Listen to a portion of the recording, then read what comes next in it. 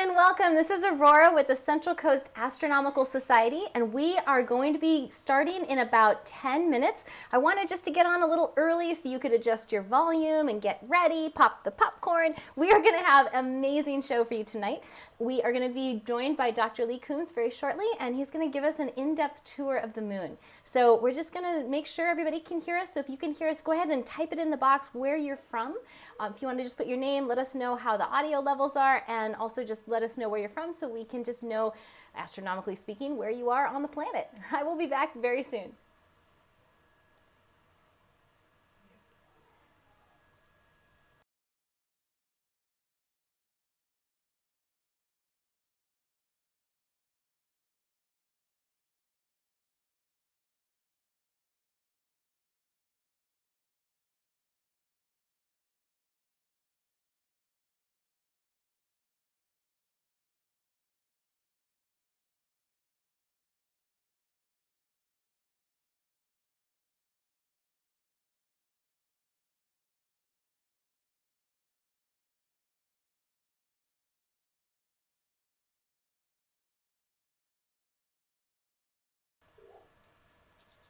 Hey everyone, this is Aurora for the Central Coast Astronomy Society, and we're just doing another sound check. So if you've just joined us, go ahead and let us know in the comment box where you're where you're connecting from, so we can get to know you and also where you are on the planet.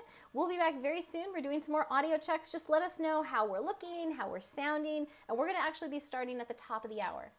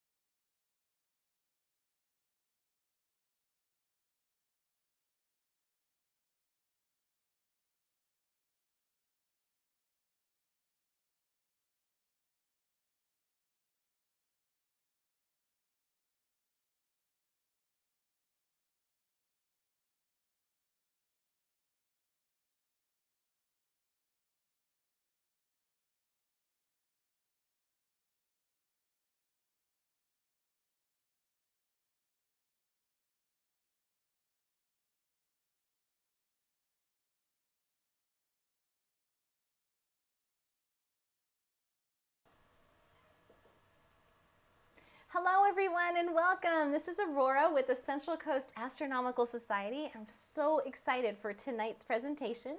We're going to start right at the top of the hour, but before we get started, I thought I would come on a little bit early and make sure that the sound is looking good and listening good and the video is working well. So if you could just drop a comment box right now, let us know what you're most excited to learn about tonight.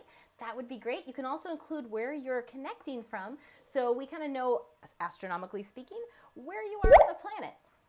And so we're going to go ahead and get started very soon. We're just getting our audio levels set and get everything ready. So if you've got some popcorn to pop, go for it. We're actually going to start in just a few minutes. Really quickly, before we begin, I just wanted to let you know we have a few different ways to connect with us tonight. Now, during this presentation, you're welcome at any time to leave a question in the comments box in that live chat that you see on YouTube. If you're not able to do that, if you're viewing us through a smart TV or something like that, you can use the email address that's right below. I'm actually going to take this off once we start rolling for tonight. And so you can either email me directly, questions@centralcoastastronomy.org, or you can text the phone number that's at the bottom of your screen. Now grab a pencil. I'm going to read it twice in case it's a little too small to see. Okay, so go ahead and grab a pencil. Here we go. So you can email your questions to questions@centralcoastastronomy.org. centralcoastastronomy.org. The phone number is area code 805-242-6415. And if somebody wants to type that in the chat, that would be fantastic. So you can text this phone number. Don't try to call it. Nobody's there. It's only for texting questions, and only during this this particular session that we have for tonight. And so that's 805-242-6415. Okay, so those are different ways that you can connect. So there's 3 different ways, again, on chat. Anytime that you have a question, you can also email me, and you can also text that phone number. So I will be checking that throughout the presentation. And at the end of Lee's presentation tonight, he's going to be answering questions for you. We should be together for about an hour, maybe a little more, depending on how many questions that we have.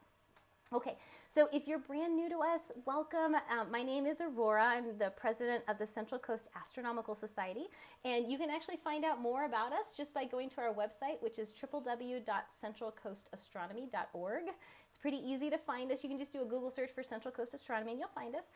We are doing the free online tour of the moon tonight. Now in 2 days, we actually have the virtual stargazing party, and that's going to be online, and that's in 2 days from now. We actually have over 4,000 people registered for that one. So you don't have to register, you can just tune in, but those are people that wanted to get reminders when we go live. So we're really excited to be able to bring these programs to you. Now, why are we doing them so close together? Well, it just so happens that when the moon is low, that's when the astronomers come out, because you can see so much more. Now, unfortunately, as you know, if you're on the Central Coast, it's a little bit smoky right now. So we're going to give you a tour of the moon, but definitely take notes as you go along, so when the skies clear up, you know exactly what you're looking for. Okay, so we have a number of people that are... Oh, thank you so much. Thank you for putting the contact info there. I appreciate that. Hi everyone. So we have people actually from all over the world connecting. You can see where they're connecting from, everywhere from Mexico to all over the United States. So welcome everyone. Okay, so we are going to get started in just about 90 seconds. I'm going to disappear just for a minute, and then we're going to come back and begin.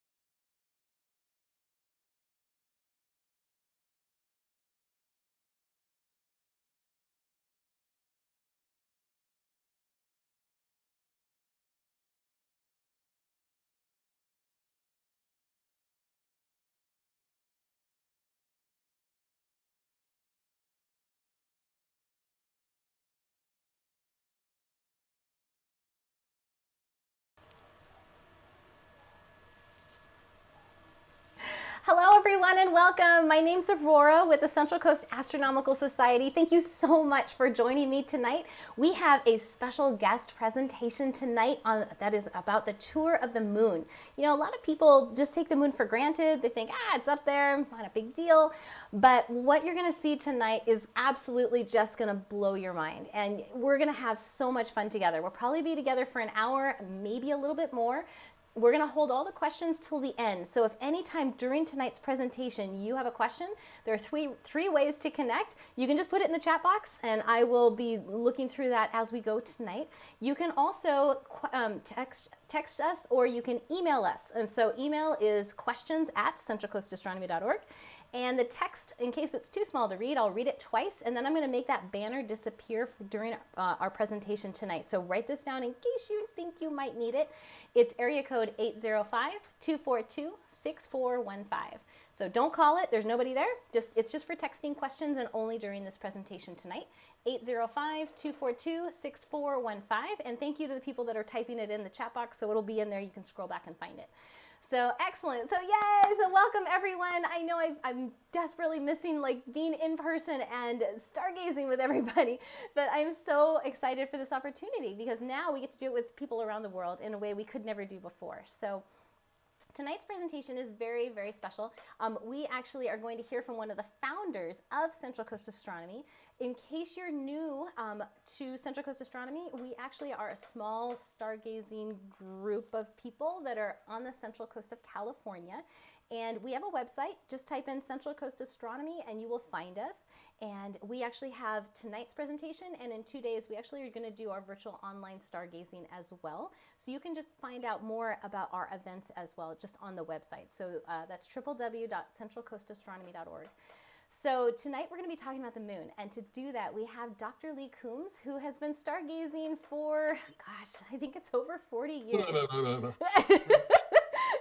So I'm going to bring him on in just a minute. He was one of the original founders of our club, which is really extra special. And just kind of a quick side note, he has just been an amazing mentor to me in my journey for the past 15 years in astronomy. He is a professor of, he's a retired professor of chemistry from Cal Poly State University.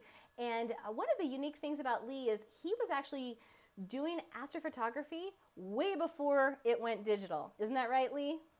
Yes. Yes. So he actually had over 1,000 astrophotography photos published before this stuff went digital, which is just amazing. In fact, the other day I got one of my books out, and it wasn't a new book. It was an older book about binocular astronomy. I opened it up, and I'm like, those are Lee's pictures. So he really knows what to look for. And so we're so lucky tonight to be able to hear from him. And anytime you have questions, let us know so he can answer those directly for you. So Lee, are you ready? I'm ready. Awesome. Wonderful. Well, welcome, Lee. Yay. Do you want to give us a little quick 2-minute talk about yourself before you dive into the moon? Oh, not really, but I maybe as a prelude to our program tonight is that I've always had a fascination with the moon, but I never studied it in great detail. But now that I've done a lot of photography and so forth, and really wanted to learn a lot more about the moon, I found it absolutely fascinating. So I'm hoping to pass some of this on to you viewers. Hello, and get you kind of interested in taking a look at the moon, maybe from a little different perspective than you have over your lifetime. Awesome. Well, thank you. All right, Lee, you want to share your screen and take it away? Okay, here we go. All right. Let me share my screen here. Not that I need to do it right this second. There we go. And get that in there. And okay. Well, I don't have to get this. Yeah, let's go ahead and put it on. Okay. I want to give a little background, a little history about the moon and how it was formed, and some of the things that happened in the past 4 or 5 billion years, just so that some of the objects that we see on the surface of the moon tonight will have a little more significance to you. The moon was formed about the same time our solar system was, which is about 4.6 billion years ago. So during that formation, the moon was undergoing a lot of very heavy impacts, heavy bombardment, which began about 3.9 billion years ago and lasted for about 200 million years. Now it's still going on long after that, but the huge impact basins that were formed from these very large impacts uh, started to flood with lava and so forth about 3.7 billion years ago. And that flooding lasted for about 500 million years. And this is a situation that resulted in one of the major features on the moon, which we call the Maria or seas, and I'll say more about that shortly. But there was a tremendous amount of cratering going on during this period of time. And then for the last billion years or so, that meteor impact has continued unabated, only nowhere near in the intensity that it did back in the earlier millennia. As a result of all this meteor impacts, a lot of the lunar features, especially the older ones, were more or less smooth and almost sandblasted, if you want to look at it that way. The surface of the moon has been tremendously pulverized. As you can imagine, a lot of lava beds are very hard type of material, but they were all pulverized by all this tremendous meteor impacting. So the surface of the moon is not a hard surface in most cases. It's a lot of pulverized material, almost a powder in some areas, that resulted from all of this surface impacts.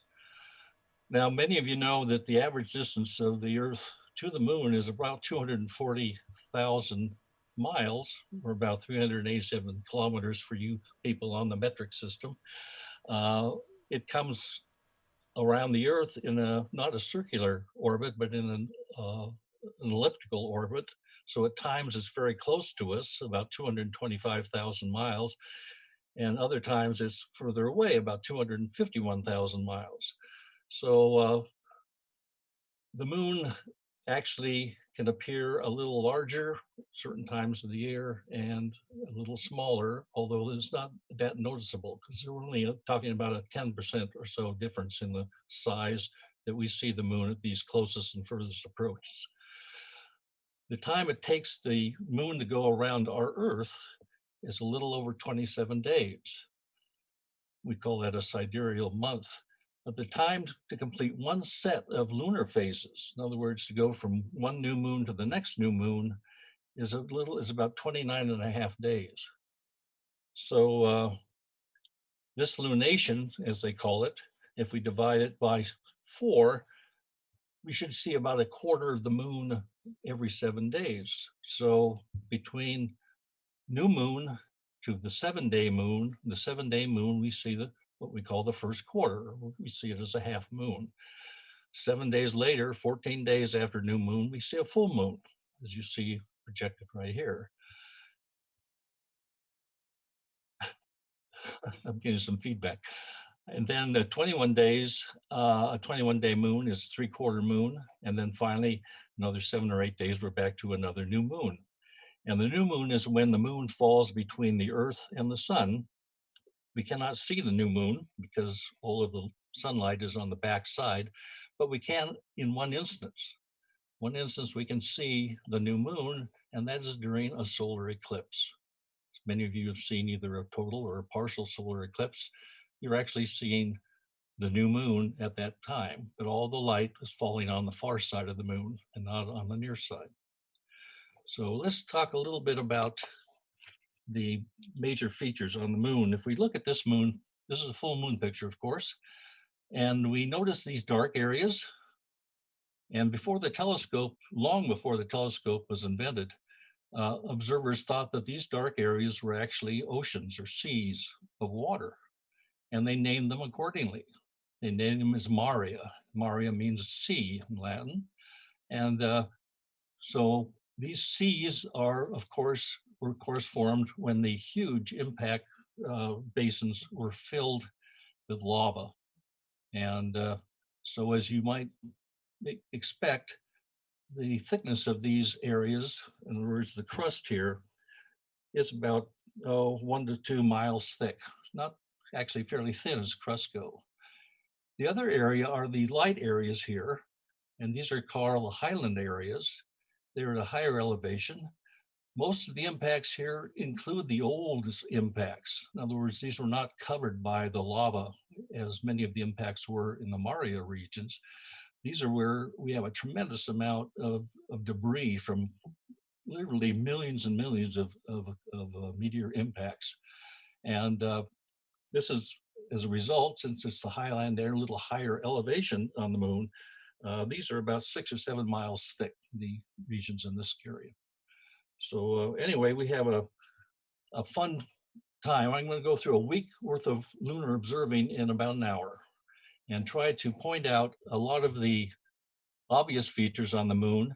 I'm going to keep in mind that many of you have not observed the moon carefully, probably over most of your lifetime, want to learn more about it.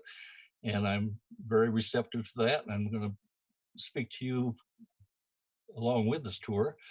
And then I know that a number of you are amateur astronomers and have telescopes and have looked at the moon in great detail.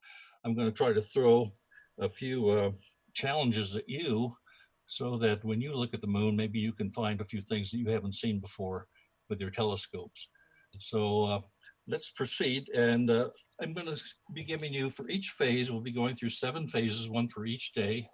We're going to start with a series of photographs I took back in July of the week of July 24th, when the moon was 4.5 days old.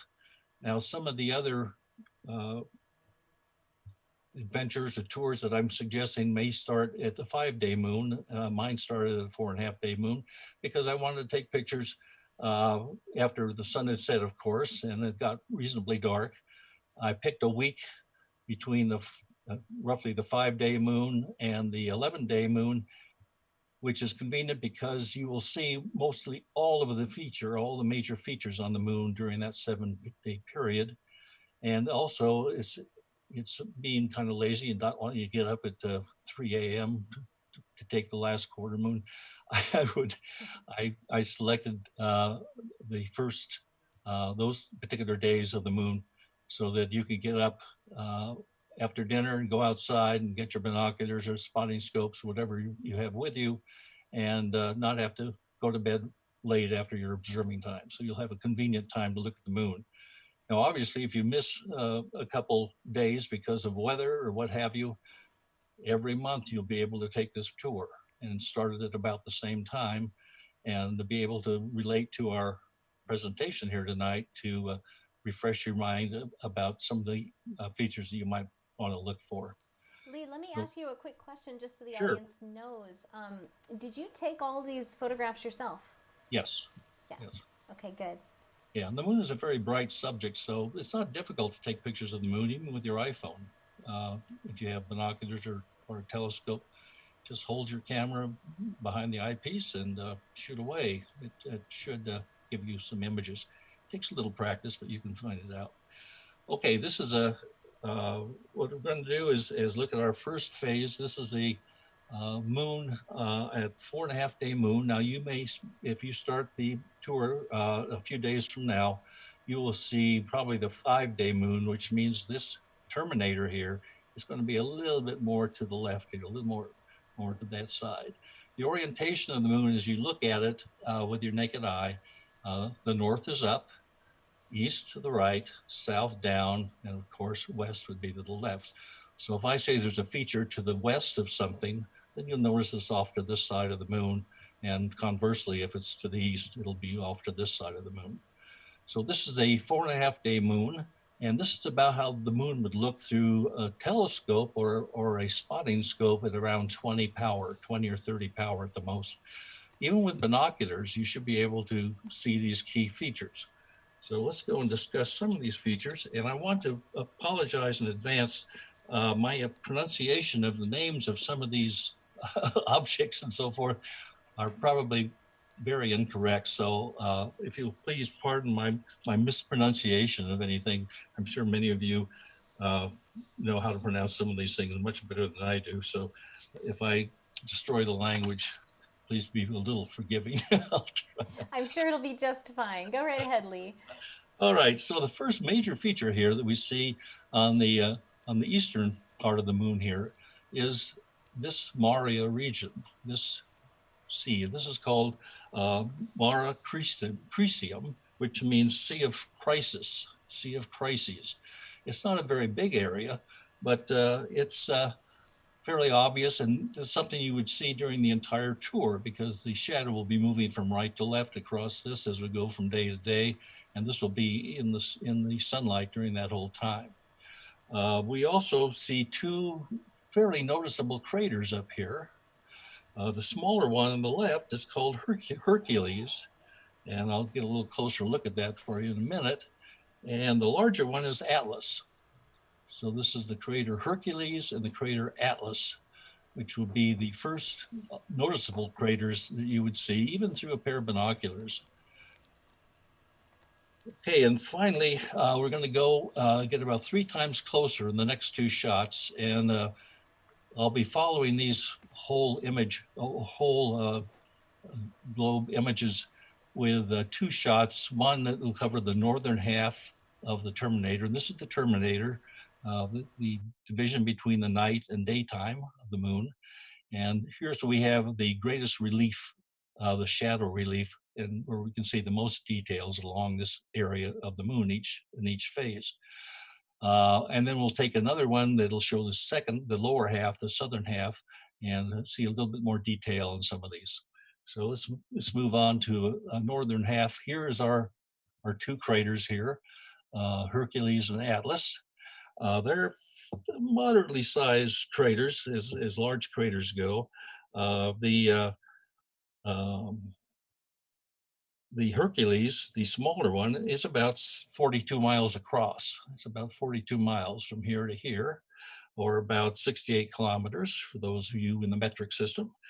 And it's fairly deep, about 6,700 feet deep. If you were to stand on the rim of the crater here and look down to the floor, be about 6,700 feet. That's quite a drop, but it's kind of a gradual drop. These are kind of the sloping sides on this crater. And then, of course, Atlas, which is a larger crater. This is about 88 kilometers or 55 miles across, 55 miles across, San Luis Obispo to Santa Maria, right there. Okay. And this is about the same depth, a little over 6,700 feet deep. These are fairly large impact craters as craters go. And again, you can see many, many, many more craters, and they all have names. Uh, Eventually, if you ever really get into getting into the details of observing the moon, you will want to get a good lunar atlas and have them name all of these uh, craters and so forth for you. Okay, now uh, this is Mare Crisium again, the Sea of Crisis, and this is 500 kilometers across, and that's about 310 miles. So that's a pretty big distance. If you're going 60 miles an hour, you can get across this thing in about 6 hours. So it's a pretty big area.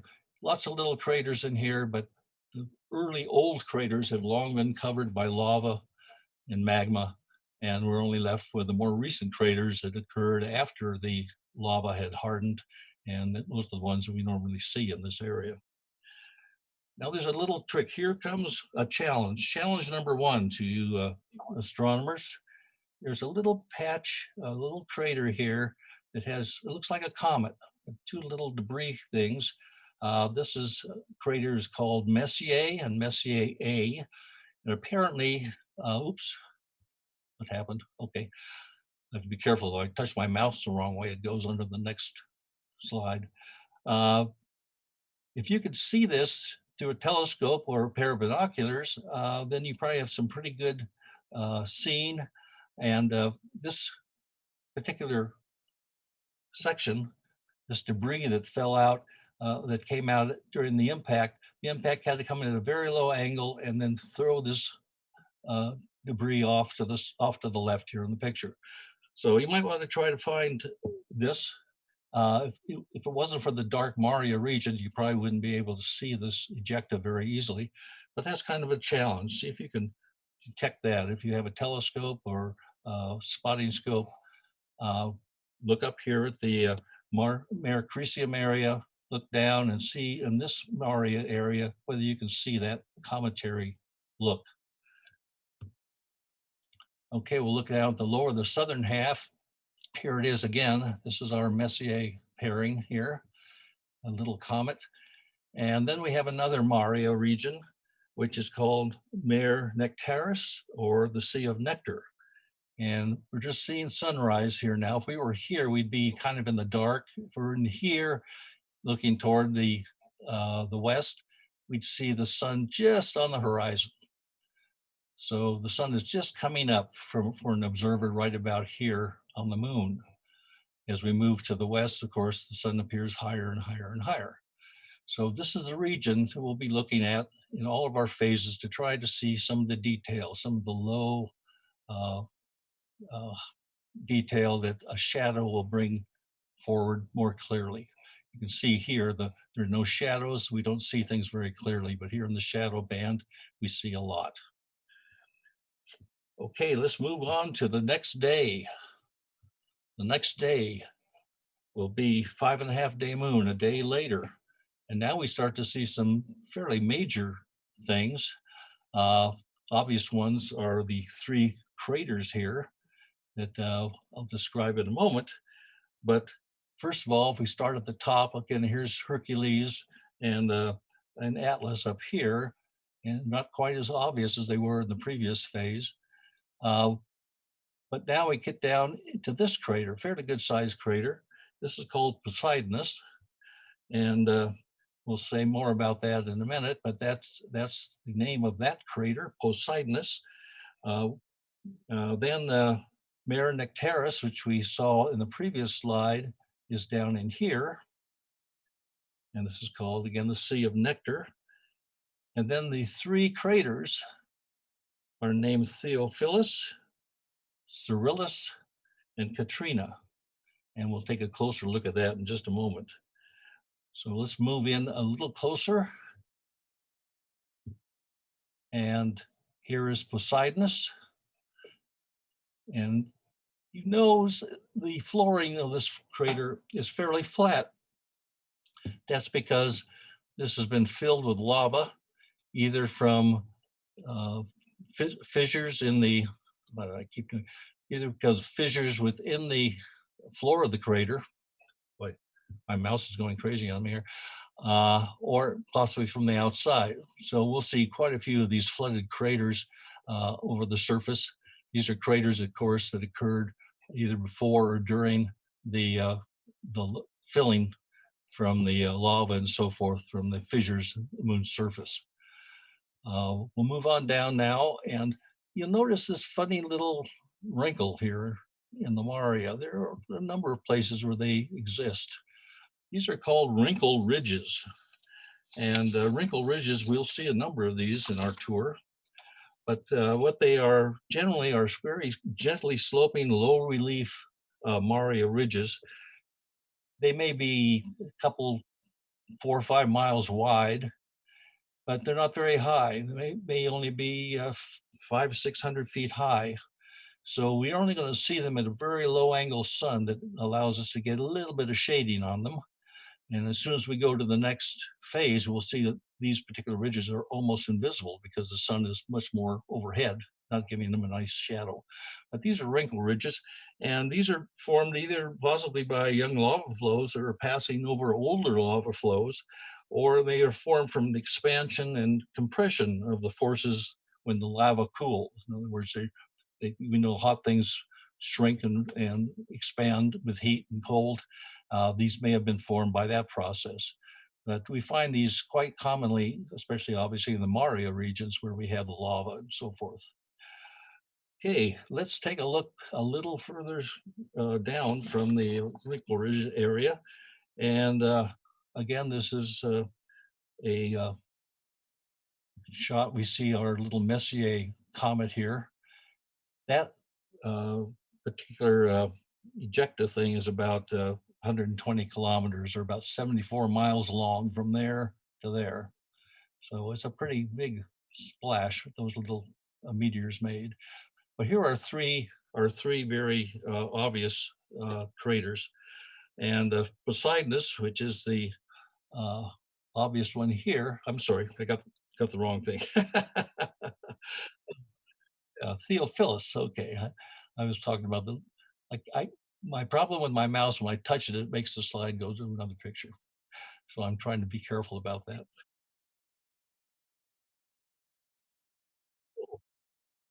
So it happens. I could do that. All right. So these are pretty obvious, even through binoculars. This triple crater system, and they're all about the same diameter. They're about 98 kilometers across, each one of these three craters, which is about 61 miles. These are about over 60 miles across, pretty good sized craters. Uh, Theophilus is quite deep. It's over 13,000 feet deep to the floor. So if you're standing here on the top of uh, the rim of the crater, you'd be looking down over 13,000 feet to the floor here.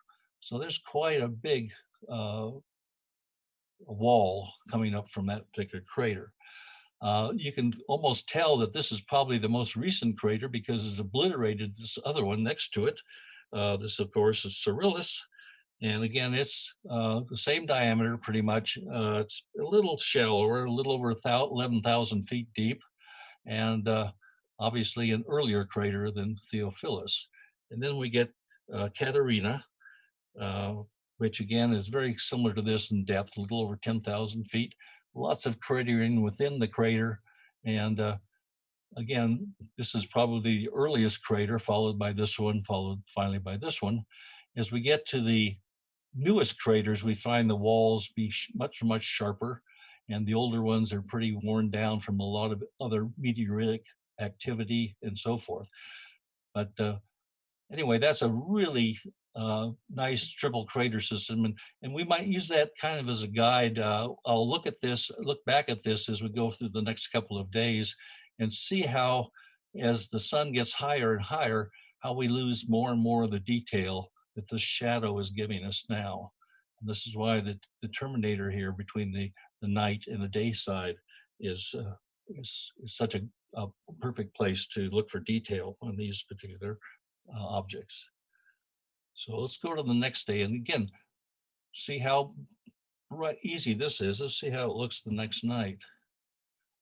And here's that crater system again. Not as much shadow detail. We'll see it a little close up in a minute. But again, we're losing a lot of detail. Same thing here. We're losing more and more detail as the sun gets higher and higher and the shadows disappear. So again, this is our sweet spot on the moon when we're looking is this terminator area between the night and day side of the moon. Okay, now we have a couple new ones up here. These are Aristoteles and Eudoxus. Eudoxus. These are the name of these two craters.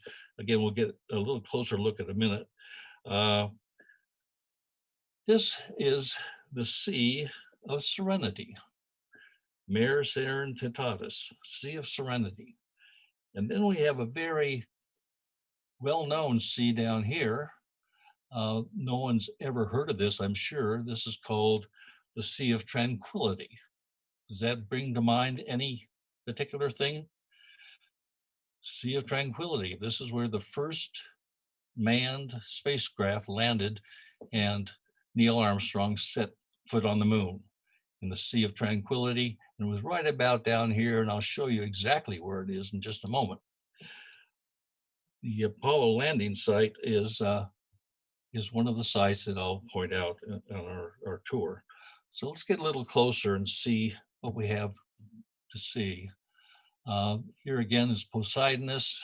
You have this big old Maria region. Here's the Sea of Tranquility. Now, Apollo 11 landed right here, and I'm going to zoom in there and you'll see exactly where Apollo 11 landed, right where that little X is. Can you see the spacecraft? I can't quite make it out. Never could.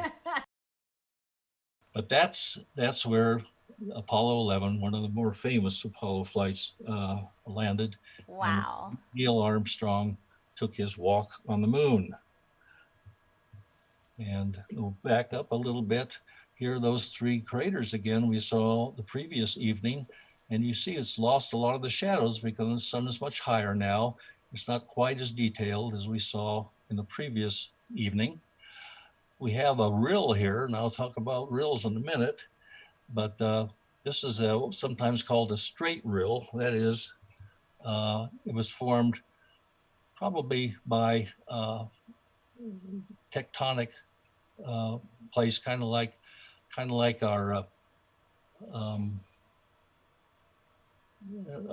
when an earthquake, a little separation of the earth here during an earthquake. There are moonquakes that occur. And we can usually tell the straight rills from the other type of rills by the fact that it passes through mountains, it goes over crater walls, it does everything you'd expect when the surface splits apart in the formation of that particular object.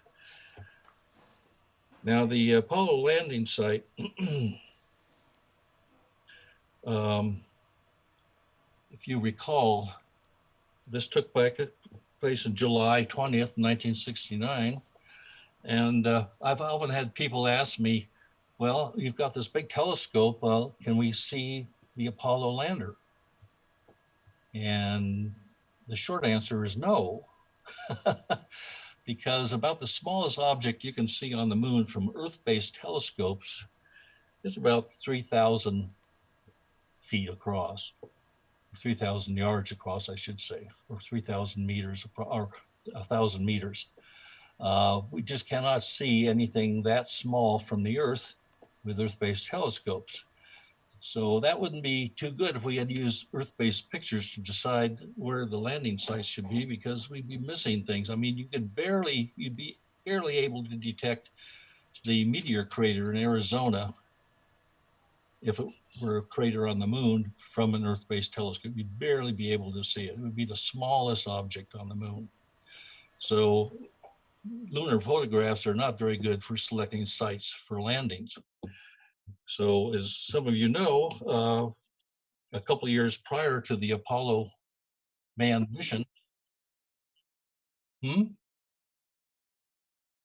okay, prior to the Apollo missions, they sent 6 orbiter missions around the moon. I'm sorry, 5 lunar orbital missions between 1966 and 67, which did a very detailed mapping of the moon's surface.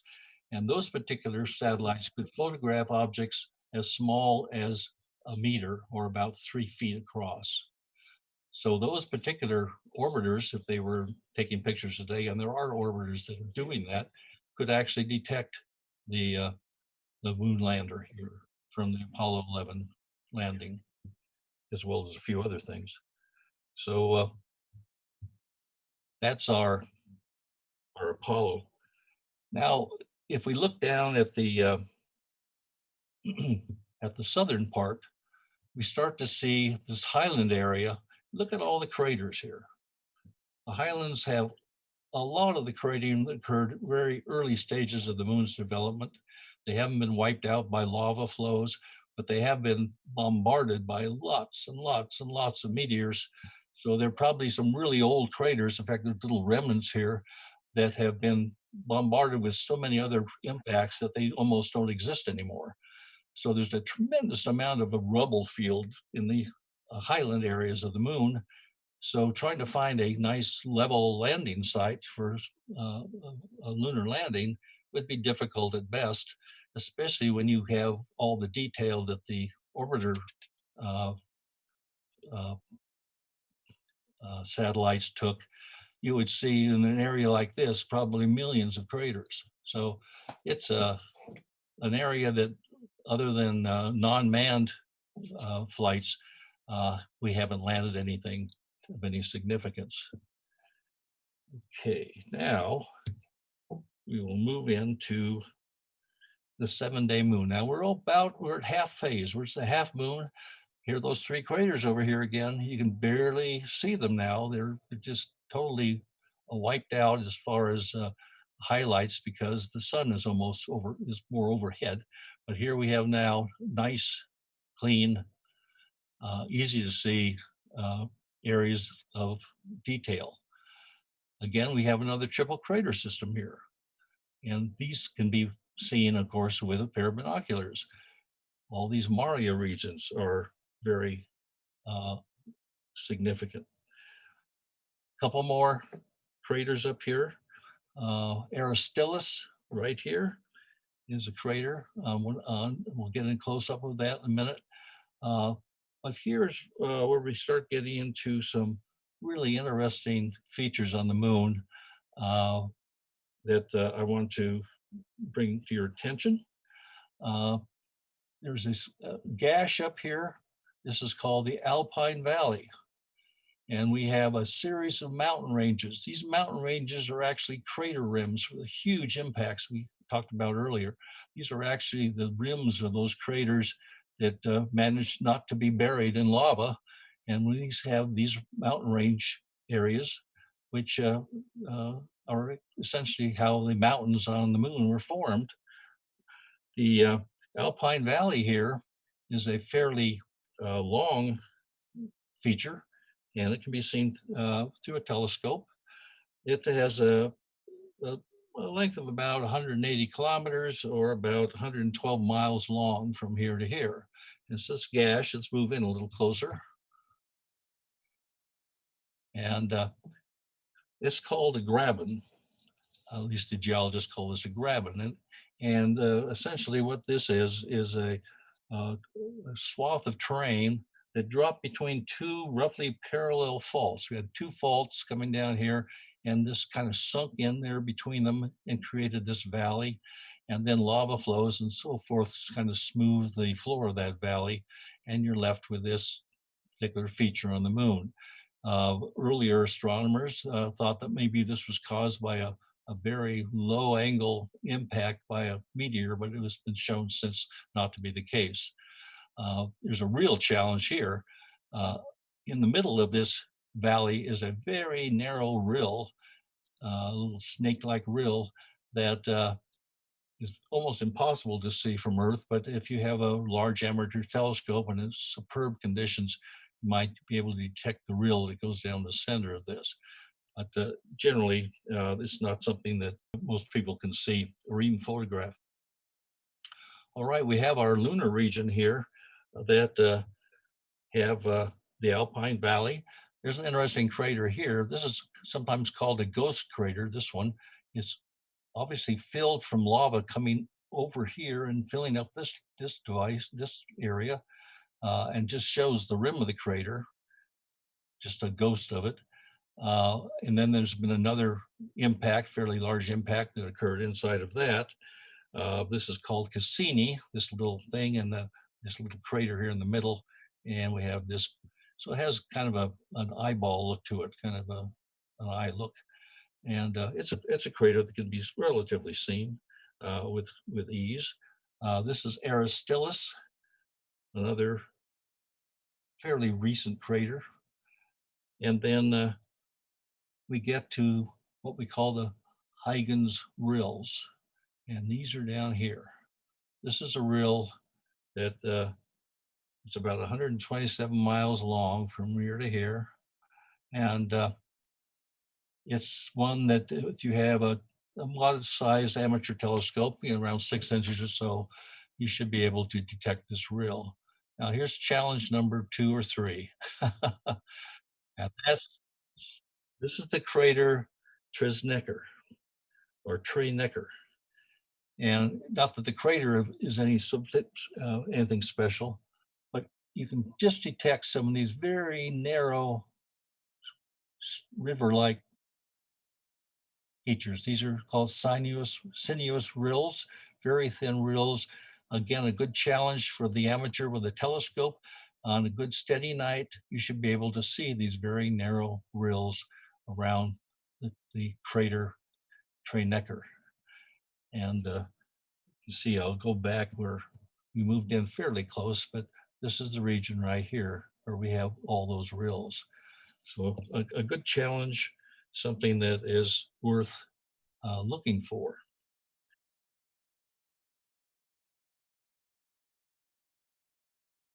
I don't know, it's right offhand. Let's see this is here.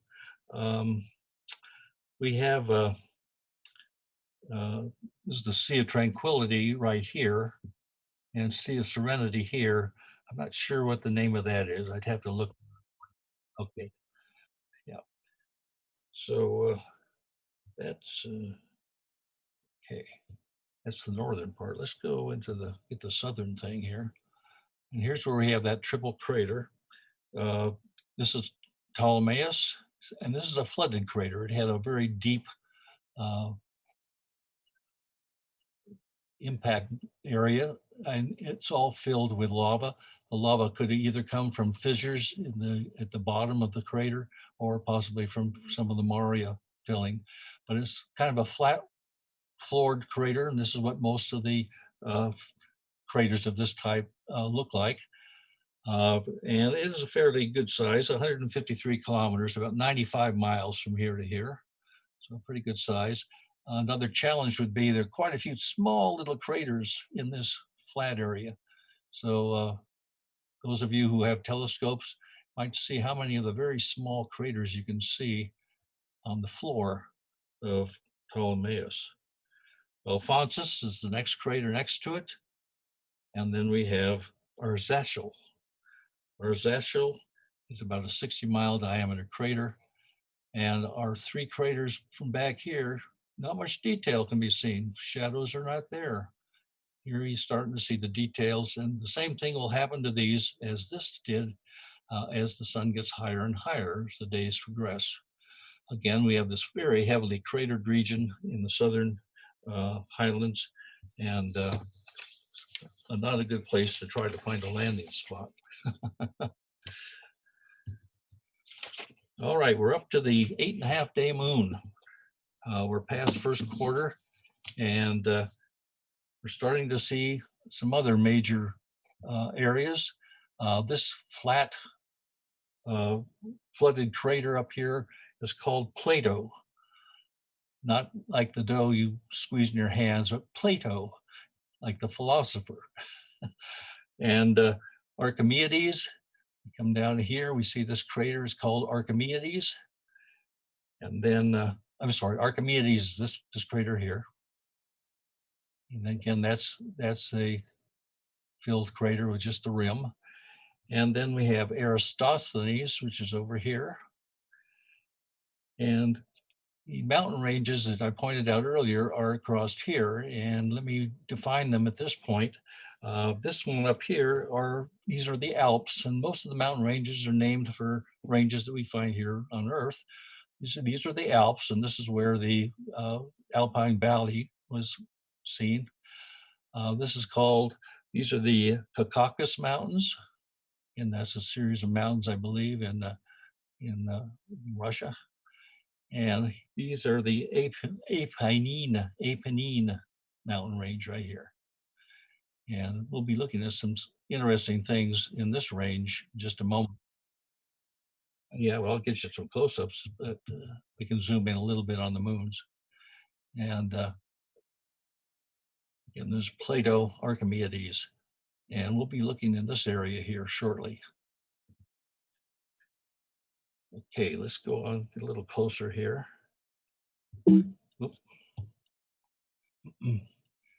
Okay, and here again, you can see the Alpine Valley very clearly, Plato, Archimedes, and these are the Apennine range. Some of the highest mountains on the moon are in this range here. Some of them get to be as high as 16,000 feet above the Maria region. So we got some pretty high mountains in here. Now, we also have another landing site, another Apollo landing site landed right in this region here, Apollo 15. And what was notable about that Apollo landing was we had the lunar rover with it. This is the dune buggy that they took to the moon. Let's move in a little closer here. And I've marked that spot again with another X. We're not actually going to see tire tracks, are we? Actually, the orbiters can. Yeah, the orbiter satellites can can record the tire tracks. We can't see that from any Earth-based telescope.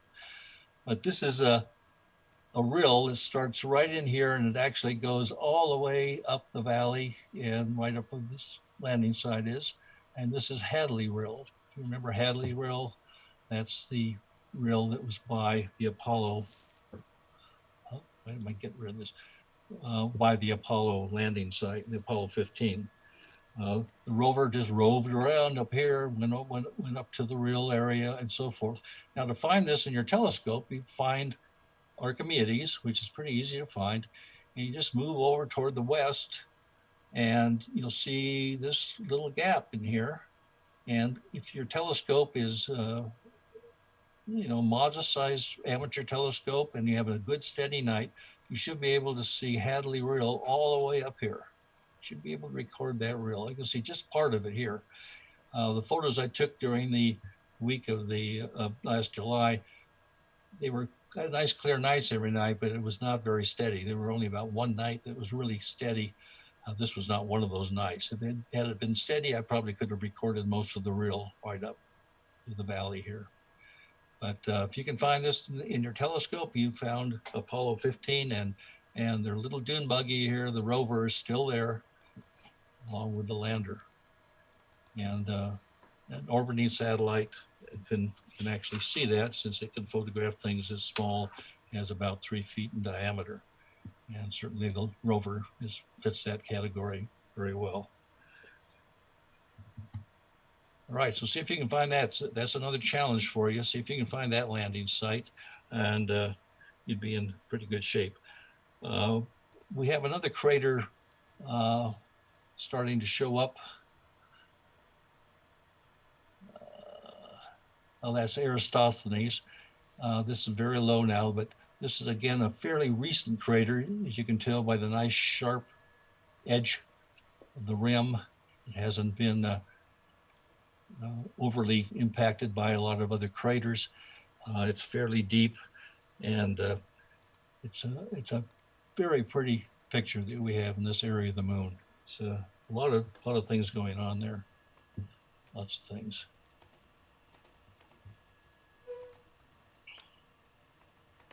Okay, let's see if I can get on to the next. I don't know why my okay, let's try it again.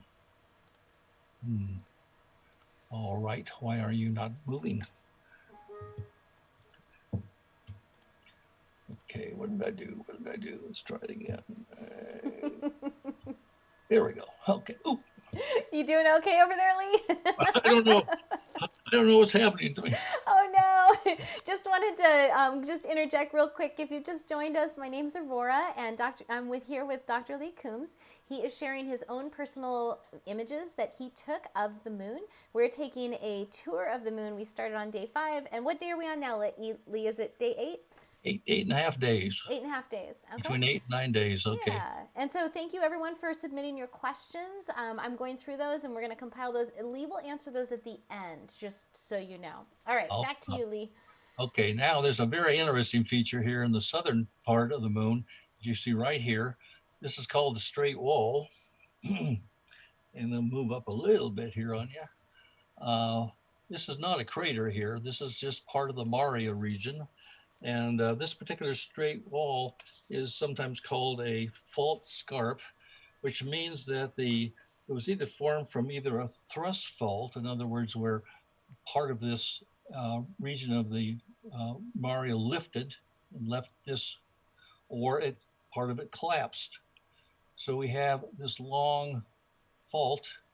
It's kind of like a mountain ridge. And this particular thing goes for about 68 miles, 110 kilometers, almost 70 miles from here to here. So if you're driving along here, you would see a wall between 1,000 and 1,500 feet, which would represent this straight wall. Now, another challenge for you amateur astronomers. There's another rill. There's this little crater here is called Burt, and there's a rill that goes right along here. It's fairly narrow, but fairly easy to see on a good steady night. I think maybe there's a little bit, there's almost a touch of it you can see here in the photograph. Again, I had very unsteady seeing, or else it would have been fairly sharply defined. But here's another challenge for you. If you have a telescope, straight wall is fairly easy to find, around 8 or 9 a day moon. This little crater next to it, see if you can see that little thin rill coming off of that. Now, this rill could have been caused either by lava flow. It could have been a collapsed lava tube. You know, many flows flow underground. They leave a tube when things cool and harden, and those tubes sometimes collapse and leave this particular type of a fault, a rill behind. So again, this is a very interesting area. And here's our triple crater up here again, not as well defined, but there's some dark areas and so forth here, some details that a telescope can easily reveal. And I'm sure you'll come up with some other discoveries that you'd love to know about. All right, let's get to the next phase. We're moving right along here. We're between 9 and 10 day moon. And now we have two of my favorite craters that are visible. This nice one here, this is Copernicus. Very nice crater, fairly fresh. One of the notable things on this particular crater is you see a lot of a lot of rays coming off. This is the ejecta from the impact that came across. This lighter ejecta lays across the dark Maria regions, and we have this very classical crater. The other favorite crater in this is this one, big one down here. This is one of the largest craters that we can see from the Earth side, and that's called Clavius, and we'll take a look at Clavius in a minute. What's more impressive, again, is this area up here. This is another Mare region, or sea. This is Mare Imbrium, or the Sea of Showers. This is the largest Mare area on our side of the moon. There must have been a humongous impact that created this crater. And much of this are the walls of the crater that didn't get covered by the lava coming in there. Again, we have Plato up here and a few other things. But this is a very large Maria, 1,145 kilometers across from here to here. And that's over 700 miles from here to here. Huge crater basin that was formed. Copernicus, of course, Mare Nubium, the Sea of Clouds is the Maria that you see down here. And Tycho, with this crater right here. We'll say more about Tycho, but it's probably the most recent crater as far as large craters go. It's only 100 million years old, fairly young. But that impacted long after most of the other cratering took place. And there are a lot of rays of debris that were spread across the surface. We'll say more about that later. And then, of course, Clavius, which I want to show you in more detail. So let's move in a little bit closer. Again, here's Mare Imbrium, huge basin, lots of interesting craters. Copernicus, and there are two little smaller areas. I want to move in a little closer here. There are two peaks standing right here. They're named Piton. This is Piton. If you're on the surface of the Maria here looking ahead, you'd see this peak just sticking up out of the Maria. This is about this particular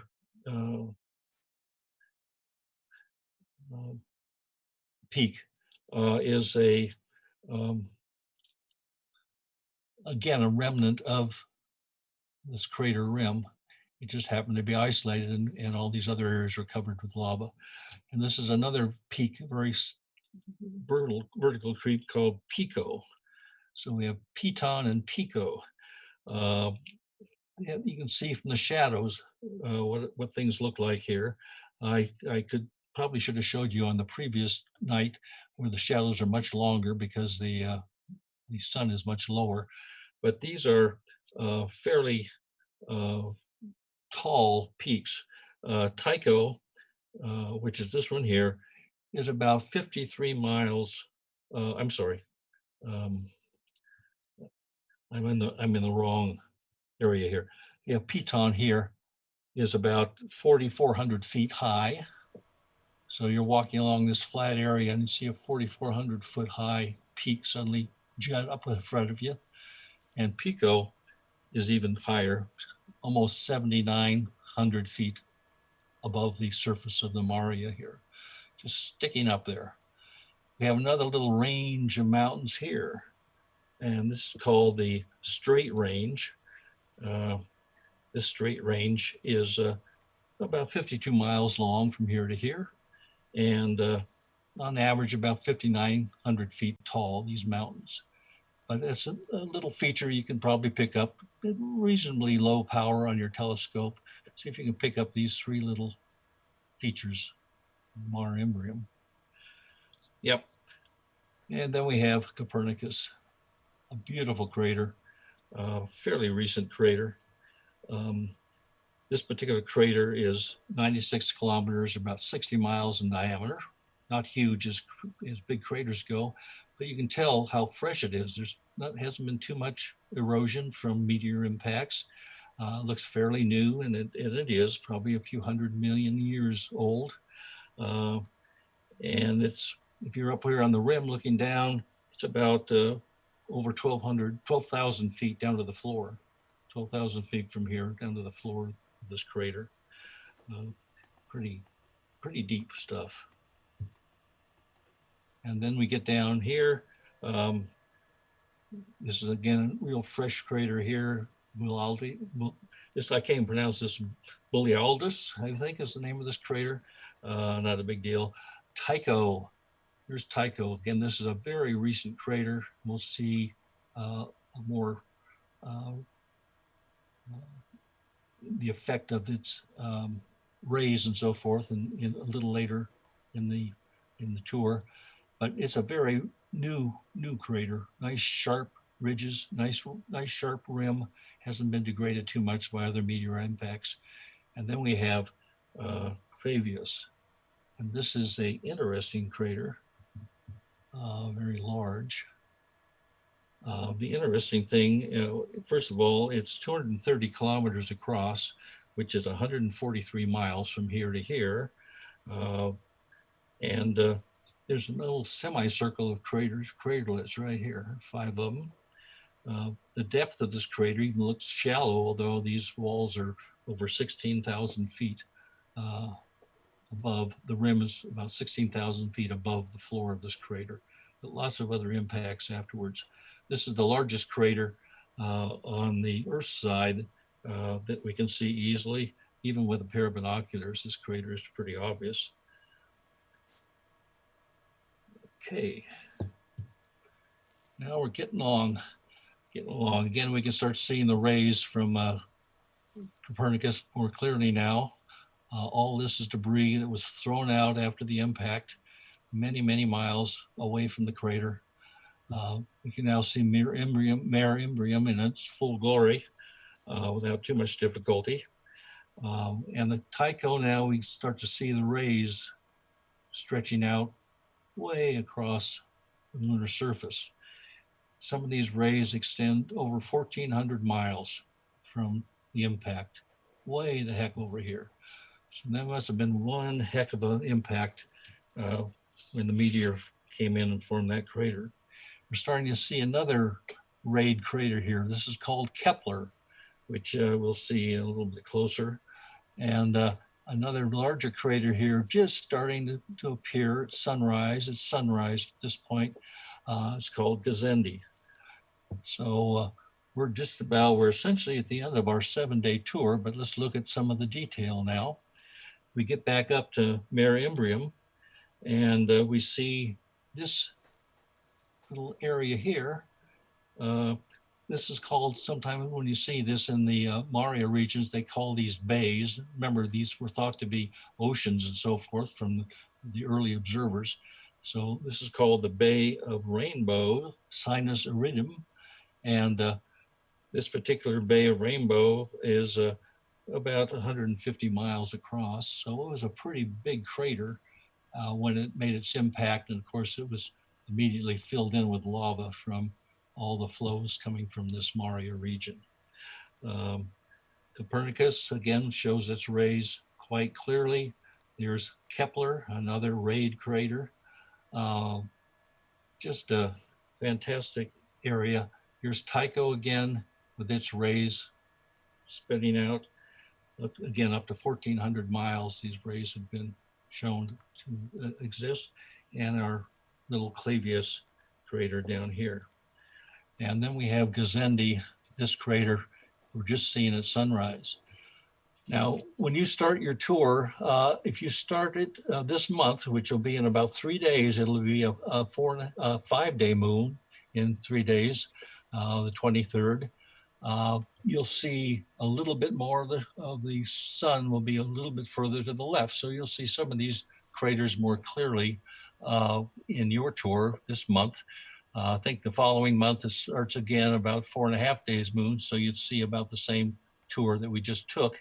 Let me take this one more day ahead just to show you what most likely you will see. I'm going to blow this up a little bit. And here again is Kepler. You can see the rays. This is the brightest spot on the moon. This crater right here is called Aristarchus. And you can actually see this bright spot during a lunar eclipse. You know, when the moon is totally covered with the Earth's shadow, this actually shows up. It's so bright. It takes very little light to see it. So even at full moon, this becomes quite apparent. Again, here's the Sinus Iridum up here, and the crater Gazendi down here. So you'll be able to see probably most of this if you do the tour in a few days. Look at the rays from Tycho. They go way, way, way across the moon here. And this is probably, of course, the gravity on the moon is 1/6 the gravity on Earth. So things, when thrown up in the atmosphere or up in the air, travel a lot longer distance on the moon because the gravity won't pull it to the moon's surface as soon as it would be on Earth. And we're left with that particular problem. So that pretty much covers it. Again, this is Aristarchus, the brightest feature on the moon. And here's the full moon.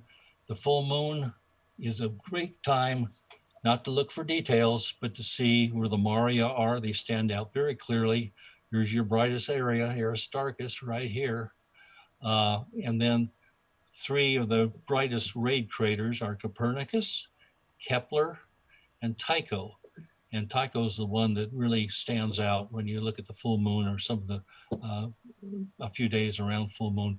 The rays just extend way, way around this particular area and make it quite interesting to see even during the full moon.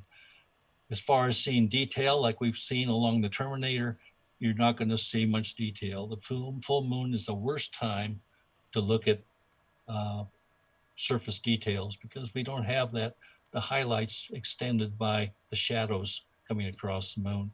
But we can see the Maria regions, highland regions, and some of the major features at full moon. And you can see around your telescope very easily at that time. So this is usually the time of lunation that astronomers go inside and read and look at their star charts and plan for the next series of observing sessions. So anyway, that's the tour. I think we got through a whole 7 days of tour in 1 hour. It'll take you 7 days, but enjoy your touring. I hope you see a lot of things. And if you have questions, then be sure to ask us. And let me just get out of this quickly. And I want to show one more, just have this on display momentarily. Okay. Tell me when you're ready for me to share your screen again. Okay. Well, I thought I'm ready? Okay. I just took you off just for a second. See this, okay. Right? Okay. And so what are we looking at here? Okay, these are the upcoming tour dates. If you want to do essentially what we just went through, what I did, I showed you the July 24th was the 4.5 day moon, and I showed you 7 days worth from the 4.5 day to the 10.5 day moon. That's what you saw in this particular tour. If you start this month on August 23rd, you'll be starting, about a half a day later. It won't look much different, except you'll see a little bit more in the shadow area. You'll start with a 5 day moon on the 23rd. You'll go from the 5 day moon to the 12 day moon. You'll see everything we saw this evening, and hopefully a lot more. Have a good time. If you miss some of the days because of weather, you can wait till September. September 21st, you can go through the whole thing again and see a lot of new things. And this will be for the rest of the year. October 21st, you can start on a 5 day moon on that particular date. November 19th, again, a 5 day moon will be your starting phase. And December 18th, before Christmas, it's time to say, gee, what would I like for Christmas? How about a telescope? No, Well, you know what's going to happen now. Everybody's going to ask what kind. It's a long wait. That's a long wait. Okay. I've used a number of references to gather the material for the presentation today. These are still available. 2 of the 3 are out of print. Michael Kitt is one, The Moon, an Observer's Guide for Backyard Telescopes. It can be found on Amazon in the actually used book market, I think, for around $6. A real good to buy. It has doesn't have any lunar maps or anything, but it has a good discussion of a lot of the things we talked about in this presentation, and lots of photographs and guides to things that would be interesting to look at. Ruckel, Astronomy of the Atlas and the Moon. When I purchased it right after it was published here in the mid to late 90s. I seem to recall I only paid about $20 for the book. Amazon wants $90 for this. Oh, no. They want $631. I've Oh, got it right here. They must not have any more issues. So if you have not gone to Abe Books, I'll check that out. But don't pay $600. I've seen it on eBay for around $65. I don't know if it's worth it. But I'll tell you what, I found this website, issuu.com, and you can download this book. issuu.com. You can download any of the pages or maps and what have you, I think, for free. It may be worth looking into that. What was the website again? I'll type it in the comments so everybody has it. It's issuu.com. I just went there. I didn't see. Here, maybe I typed it in wrong. Yeah. Anyway, Okay. it has lunar maps and it's useful. Great. And then the most recent, this was published this year. It's $90, but it's a 3-volume set. If you want to know anything about the moon at all, and if you want to have a lunar tour going through the whole lunation, where it tells you all the various things that are worth looking at. This just came out. You can get it from Amazon. It's $90, but that's $30 a volume. And these are full hardbound volume of lots of photographs and drawings and the historical aspects, and anything you ever wanted to know about the moon is in there. I don't recommend you run out and spend $90 for this. But if you really get into lunar observing and really the moon becomes really a fascinating subject to you, you can't beat the price for what you get on this set. The only downside, it doesn't have any lunar maps. There's no maps in a book about the moon? Well, it has, some old lunar maps and things, but it doesn't have a really good map of the whole moon and all the stuff. It discusses all the details that we talked about and more, and how things were named and so forth. But it doesn't have any lunar maps per se. So if you want a good lunar map, Aurora will show you the one right behind her head. Yes, I have one behind me. It's from National Geographic. Here, Okay, so I'll do the stop share. I'll leave this up just for a minute. Actually, show me your face. I wrote down those dates for everybody, and I showed them where to get them on Amazon while you were talking.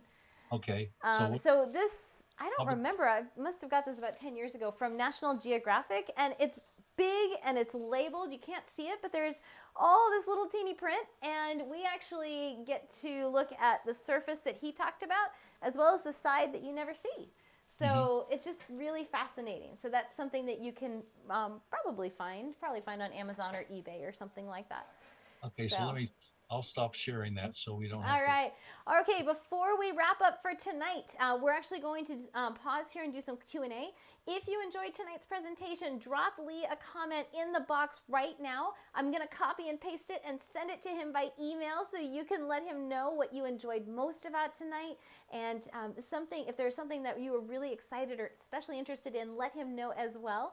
And personally, I just want to say, wow, I'm just blown away by your knowledge. I mean, we didn't even talk about the full cycle of the moon. We just talked about a week's worth. Yeah, there's a lot more. You just can't cram all that in there. No one would listen.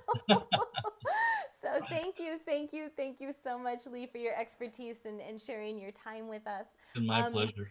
Yeah, so I actually have a number of questions. Are you ready? You want a handful of them? I can't guarantee I can answer. I'm certainly not an expert on the moon. Okay, so the question that has been asked the most, there's actually 2 or 3 that have been asked by several people, both I've been checking my email, thank you everyone, and texting. I'll put that up again in case you need it. If you have one more question, you can go ahead and quickly put it in. Okay, so Lee, the first question is, why do we only see one side of the moon? Okay, very good question. It turns out that the moon takes, like I said, about 27 days to orbit our Earth. It turns out it turns on its axis. One rotation, it takes 27 days.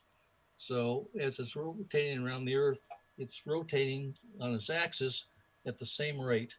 And so that same face points to us during the whole time. Awesome. Okay. I don't know if that explained it too well, but yes, that was absolutely perfect. Okay, great. Thank you. The next question is, people want to know, what telescope did you use to take those images? Okay, I used 2 different refractors. I have a 4-inch refractor, that is, the lens is 4 inches in diameter, to take the wide angle shots. And then to get the close-ups, I had another one. I didn't need the other refractor, except I had 2 cameras, so I could shoot a wide angle and then go to the other one and shoot the other one. I had a 6-inch refractor for that. But you can get images every bit as good or probably better with just a 3 or 4 inch either a refractor or reflector, because the resolution of the instrument is not that different. I mean, where you get critical is where you are trying to get those really high resolution images, and then aperture or diameter of lenses become important. But you could get any of those images. Those are not what I consider really great images, because the scene was very good. But you can get that type of image with just a small amateur-sized telescope. Awesome. And if you're looking for specific recommendations, our handout for Saturday's stargazing has those on the last page. Both, it depends on what you want to look at. So we've got a number of different telescopes listed with direct links, so you can download the stargazing handout that I put together for Saturday and just flip to the last page. There's recommendations for adults as well as for kids, and so you can check that out depending on what you want to look at. I want to encourage you. Many of you have a little 60 millimeter refractor or something in your garage that has been gathering dust, or in the closet. This is the perfect instrument to go out and do this lunar tour. Also, some of these instruments come with eyepieces that have what they call a moon filter on them. What this is a neutral density filter that cuts down the glare from the moon, which is quite substantial once you get past the first quarter moon. So if you have a little moon filter or something that came with your telescope lenses, use it. It will help keep that glare down, and you should be able to see detail more clearly. If you don't have that, you can put something over put a cardboard mask over your objective lens and cut a small hole in it, maybe a 1-inch hole or something. That would cut down the brightness and not really affect the resolution too badly. Yes, yes. Now I don't know if you can see me right now, Lee, but I actually have two polarizers. I have a polarizer filter for mine, and so it's like a pair of, if you have two like a pair of sunglasses that are old, you can pop out the lenses and kind of see how this effect works. Right. But you can look through one, and as you rotate one, suddenly I disappear because what this does for a telescope is it allows you to adjust for that variance in brightness that we get from the moon. So when the moon is super bright, like day 8, 9, 10, beyond when you would even look at it, you can use a polarizing filter to adjust for that as well. But Right. there's a lot of different types of filters out there. You could try and see which one you like best. Right. Yeah. Okay, great. Even an old pair of dark glasses sometimes might suffice, in a pinch. I've seen people stargaze with sunglasses on. Right. Yeah. It sometimes helps. Sometimes it does. It's worth trying. It does. If you've ever tried to look at the moon in a telescope and you think, ooh, a full moon would be great, and you look and the first thing you do is, yow! It's way too bright. Right. People think they want to wait till the moon's full and then look at it, but it's like a big no-no. Absolutely. Okay, other questions. Other questions. Let's see. Other things. Tom Smith has a question. I don't want to talk to Tom. You don't want to talk to Tom. He says, what do you tell? He basically is asking about. Let me phrase it this way for people that may not know this already, Tom. So is the moon getting closer to us? Is it staying the same, or is it moving further away, Lee? Well, supposedly, from what I've read, it's slowly getting closer to us. It's actually slowing down a little bit, which means it has to come in a little closer in its orbit in order to keep in orbit, but not by very much. It's not going to crash into the surface of the Earth anytime in our lifetime. So no. I actually read that it was moving away from us at about an inch a year or something. I guess it it depends. It could be too, because it's gathering mass all the time. All this meteoritic material on it, again, would cause it to increase in velocity in order to stay in orbit. So I could be wrong. It may not be getting closer. It may be getting further away. Again, I'm not a professional. No, it's all about momentum, though.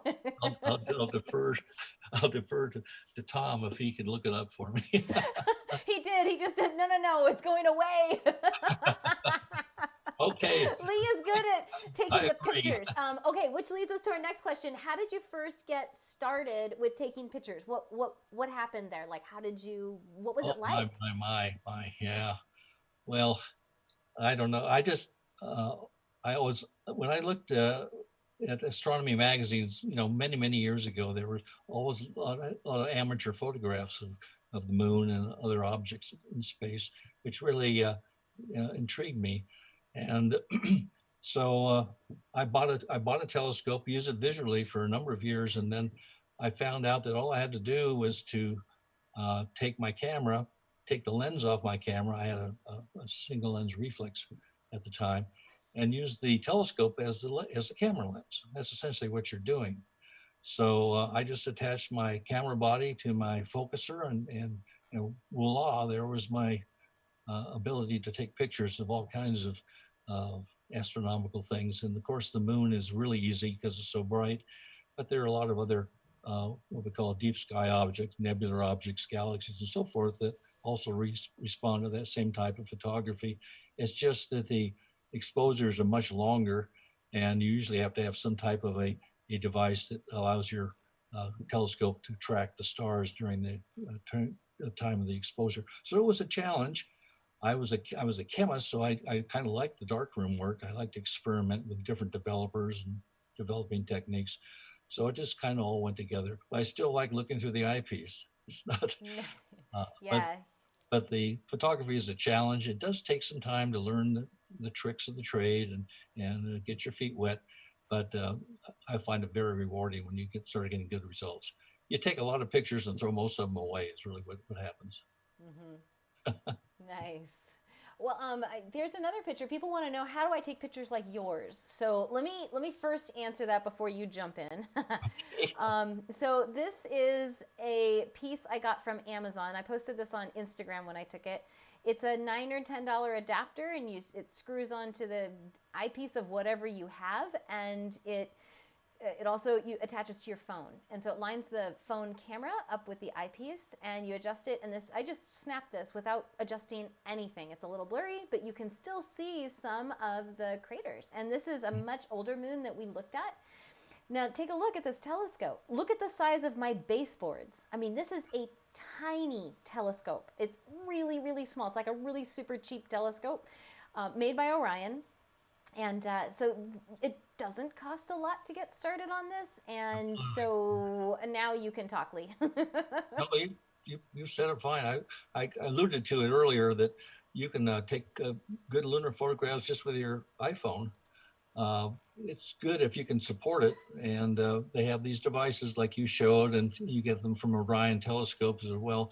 They cost about $10 or $15 that you attach to an eyepiece, and then you attach your iPhone to that so they align when you hook them together. And you just take pictures with your iPhone like you do now of the moon, and they come out surprisingly good. Yeah, that's a good start. It is. It is. And it doesn't take a large telescope to look at the moon or take pictures of the moon. So get out there and give it a try. I mean, it's a lot of fun. And when you succeed in getting some good photographs, you'll be very happy, I'm sure. You might get hooked. You'll be one of us. Definitely. You might call us lunatics if we spend too much time. Gives a new meaning to the term lunatics. Now, people are asking about the telescope I have behind me. This is an 8-inch Schmidt-Cassegrain, which is similar to what Lee has in your home observatory, only it's shorter. So you have a reflector, don't you? Yeah, I have a reflector. I take a lot of the real faint objects, the deep sky objects, the galaxies and so forth. I use that. But I use my refractors for taking pictures of the moon and the sun with the appropriate filters, planets, the bright things that need higher resolution. I use the refractor. And many of you have small refractors. You've got a great instrument. Even if it's a little department store thing, it can see and photograph great things. Nice, yes. And actually, I do want to point out that telescopes are pretty useless unless you know where to point them. Unfortunately, it's easy to point them at the moon. So this is one where we'd say, yeah, if you have a telescope, bring it out and use it. You don't need one. You can use a pair of binoculars. And you can, honestly, you can actually just use your naked eyes and do a lot of observing that way as well. Yeah, if you use binoculars, it's a good idea if you can. If you have a good sturdy camera tripod to attach it to the tripod. They have little devices that cost a few dollars that allow you to attach a pair of binoculars to a tripod. And that gives you a nice steady image. I even read, I haven't tried it, but it's intriguing. If you have any telescope eyepieces, you might try holding one of those eyepieces against the eyepiece of your binocular and see if the magnification really increases substantially. I read somewhere that you could do that. Yes. I haven't tried it, but it doesn't cost anything to try it. But try holding an eyepiece against the eyepiece of your binoculars and see if you get a much, much more magnified image. You might be able to convert those binoculars into the equivalent of a nice telescope. I think he just gave everybody homework. Is he not a professor? Yay! Your homework assignment. I expect a report next Monday. All right, Lee. Well, we're going to wrap it up. If you do have a question that didn't get answered, I know I've got a couple more dozen, but I want to kind of wrap things up now. Let me know. You can send me that email, and I'll make sure Lee gets it. Just send it to questions@centralcoastastronomy.org, and I can get those to you. And so if you had a question, didn't get answered, just let us know so we can help. Again, thank you so much, Lee. We actually had people from all over the world connecting with us, as well as kids. We had some 6-year-olds asking questions. I hope so. I hope there are a lot of kids out there. Yes, we had a number of kids on. So you're inspiring the next generation. And so thank you again for all your... It's been a lot of fun, and thank you for joining me. It was a lot of fun. You're welcome. All right, everyone. Have a good night, and we will see you in 2 days for Stargazing with Kent, and that will be here at 7 p.m. Pacific. And you connect to that by going to our website. Again, it's centralcoastastronomy.org. Let me show you real quick. centralcoastastronomy.org. And so you'll go, and the website looks like this. And then you simply click on Stargazing, and you'll see when the next Stargazing, and this is how you connect to that live class. So, all right, Lee, thank you so much and have a good night. And thank you for sharing your expertise. Have a good night, Okay. Lee. Go lunatics. Goodbye, everyone. Thank you Bye. for joining us. Have a good night.